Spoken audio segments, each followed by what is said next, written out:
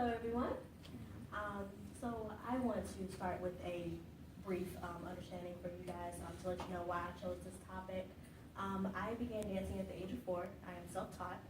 I learned from music videos, dances in the community, things of that sort. My mom could not afford dance classes for me, so I learned throughout the community. I joined dance teams and things of that sort, and that's how I was able to grow.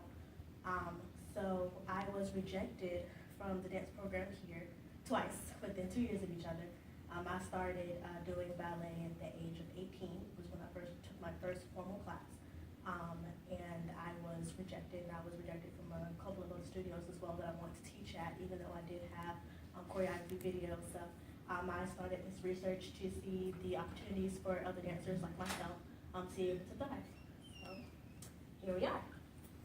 All right, so the illustration that you guys see on the projector here is from Debbie Allen's Dancing in the Wings. It was a book that she wrote in 2000, and it was geared towards children. And what the book was about, it was about a black girl that felt that she was too tall, her feet was too big, she was big-mouthed, and she was a dancer of color.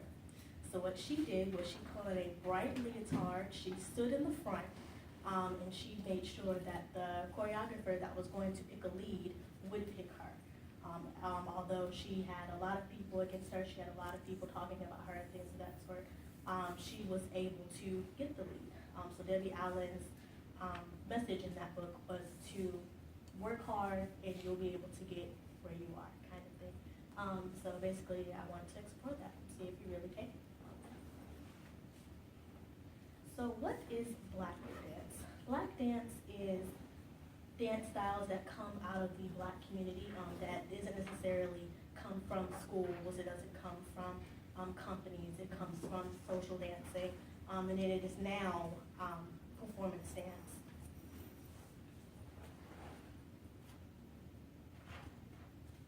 So in literature, in like the 80s or the 70s, that's when they really started having dance literature, and they would have critics in ballet doing a history or art of education. And one of the critics was saying that it was primitive or peasant cultures. That's how they thought of black dance. They thought of it as if you see African dancing in any entertainment or anything of that sort, they always have ring dances, they have tribal dances, making them seem animalistic. And that's really how people in the professional dance industry saw black dance. And he even says here that it only happens within tribal or rural areas. So I thought that was extremely interesting. Okay, so black dance in educational environments. This really stood out to me. So what I did was I picked a quote from the Juilliard School of Dance within their application. In order for you to apply, you have to have at least 3 years of ballet training or contemporary training, and you have to do at least 10 hours per week of training before you can even apply to the school. They will not accept you if you have anything under 3 years, and a lot of programs, dance programs are like that. And within the dance school itself, the required dance courses that you guys can see is ballet, contemporary, modern, repertory, all the things that are professional dancing, and then the other ones are the elective dances, where you are told that if you would like, these are classes that you may take, but it is not required for you to graduate. So people that come from these black dance backgrounds that want to go and explore their heritage, they're able to do it, but as an elective. But we would have to learn those dances of European descent. So I always found that very interesting. Trivia question. There are over 2,000 dance companies in the United States. Someone guess how many black companies there are? Anybody want to guess? 5. 5. Anyone else? 20. 10.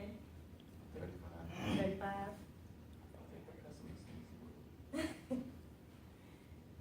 There's 19 out of 2,000.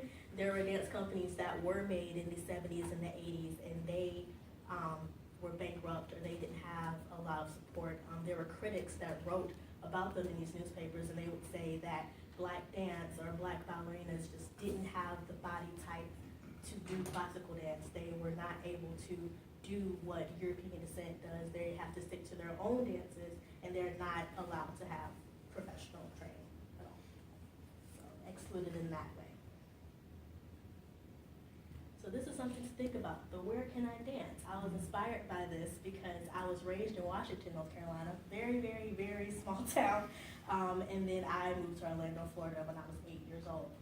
And so what I did was I researched all of the dance studios within the big city and then the cities that are in the outskirts, see how many there are, and those are the numbers that I got. And even in my hometown, Washington, North Carolina, there were 3, and only one of them were actually rated. So that goes to show something to think about, is dance for the rich? So.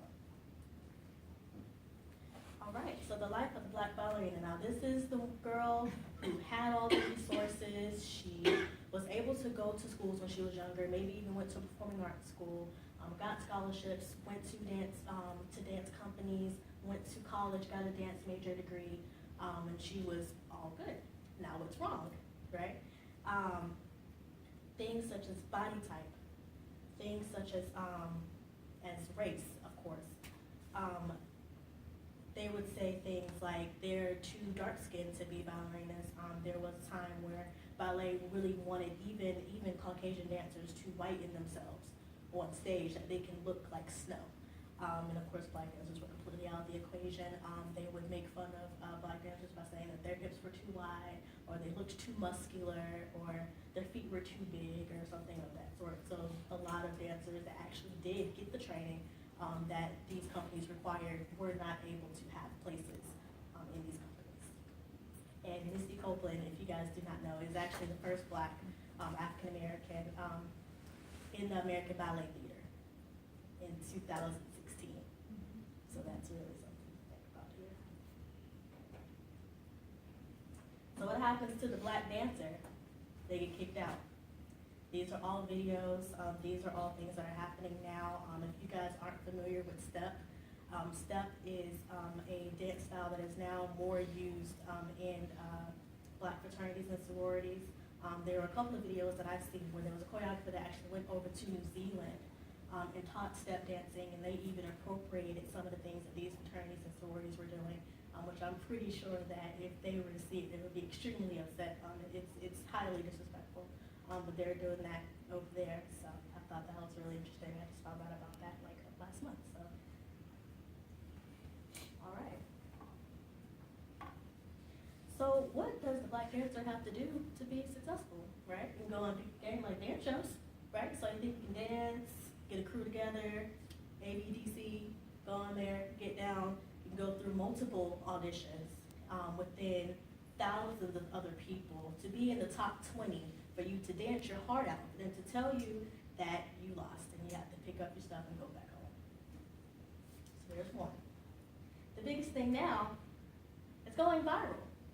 There are multiple YouTube videos. There are choreographers that have gotten famous through YouTube, social media, Instagram. There's Facebook videos that's been shared through celebrities, through other dance companies, and that's how they were able to become famous. Some choreographers such as Wildebeest, Lou Wong, they were able to get their work out there, and the artists would see their videos and they would hire them to do shows. So everyone's trying to do that, but downside of that, here's the chances of going viral. By on the 21st, I looked it up, there are 217 million videos on YouTube. So even if you were to post 50 videos, within 2 weeks, maybe, it's not even a percentage, honestly. On Instagram, if you hashtag dance, it's over for about 40 million now, because keep in mind, these are updating by the minute. So over 40 million on Instagram. Dancer is about over probably 11 million on Instagram now. So the chances of you going viral is very, very slim. Everyone's trying to do it. Everyone's doing hashtag dance is life, hashtag hip hop. You can do it all you want, but a lot of people are doing videos, so your chances are slim to none. So, all right. So what is important for Black dancers to be present in the dance industry? I actually went on Instagram and asked this question. I wanted to ask my fellow dancers or my fellow, friends that aren't dancers and see how they feel about it. So I wrote this little summary to sum up what they said. They said Black dancers have culture, voices, and traditions that can be expressed without saying a word. We allow every emotion to run fluidly through our movement, all while teaching, encouraging, and empowering the audience. Black dance culture keeps us close to our roots and allows us to connect with other souls. The power of their presence has an influence on those watching. So in conclusion, what I would like to try to do in the dance world is to make it so that more Black dancers can be included. Of course, there will be some kind of guidelines, but not to the point where there will be no Black dancers present, so that we can have a little bit more hope for these you see the little children, they're so cute, so that they can have a little hope, right? Thank you guys so much.